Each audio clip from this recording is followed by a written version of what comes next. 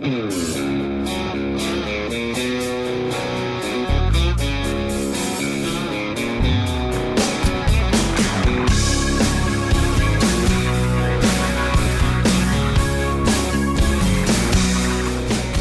in April, it was a search for the Sound of Smokin Joes Native Center in downtown Niagara Falls, as 6 country western bands from Western New York competed for the top prize of $750.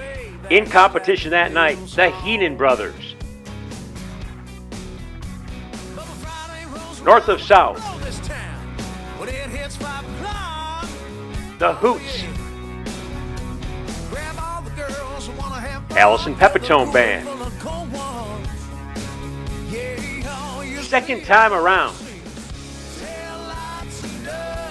and J.B. Aaron and the Brethren. Judging that night from WKBW-TV, the lovely Katie Morris, 97 Rock's Dave Jixter, and supervisor Lee Walls from the town of Niagara. The competition was tough. There's over 100 country fans on hand to cheer on their favorite bands, enjoy the selection of beer, wine, pizza, and wings, a great night had by all. And when the dust settled, the winner of the title of House Band for Smokin Joes Native Center, J.B. Aaron and the Brethren, claiming the top prize of $750. Howling at the full moonlight.